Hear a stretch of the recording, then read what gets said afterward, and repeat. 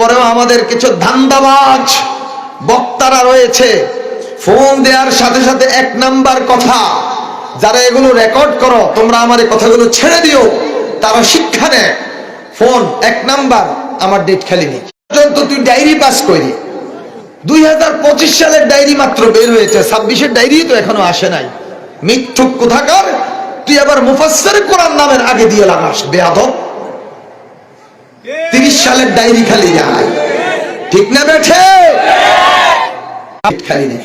পরে কমিটিকে নাম্বার দিয়ে দিয়েছে, আপনারা যোগাযোগ করেন।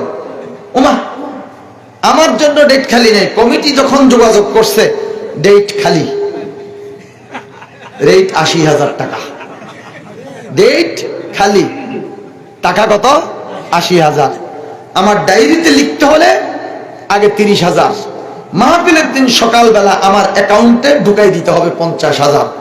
যদি 50,000 টাকা আমার অ্যাকাউন্টে ঢুকে আমার গাড়ির চাক্কা ঘুরবে, আর যদি অ্যাকাউন্টে 50,000 টাকা না ঢুকে আমার গাড়ির চাক্কা ঘুরবে না।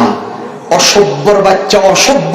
তুই কোরআন নিয়ে ব্যবসা করতে তোরে কে বলছে? ওয়ালা তাশতারু বিআয়াতি সামানান কালিলা। তুই বেটা গরু ব্যাপারী কর, তুই ছাগল ব্যাপারী কর, তুই চাল হো, তুই জেলে হো, তুই মাছ বিক্রি কর, তুই অন্যান্য ব্যবসা কর। তুই কোরআনকে পুঁজি করে তুই রঙ্গমঞ্চ বানায়া সেখানে তুই মাল কামাবি, পকেট ভারী করবি। আবার মাঝে মধ্যে আমাদের আল্লামা দেলোয়ার হোসেন সাঈদী সাহেব রাহমাতুল্লাহ আলাইহির কথা বলে চোখের পানিও ফেলবি মানুষের আবেগটা নেওয়ার জন্য। এরকম আছে না নাই? এদেরকে বর্জন করতে হবে।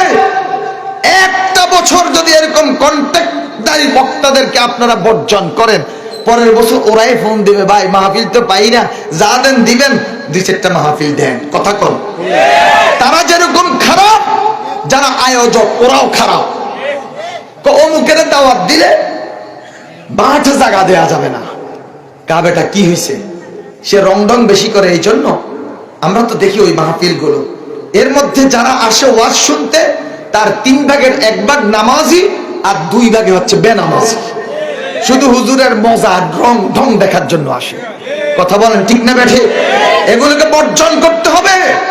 আল্লাহ পাক রব্বুল আলামিন আমাদের সকলের জন্য হেদায়েতের দরজাকে উন্মুক্ত করুন।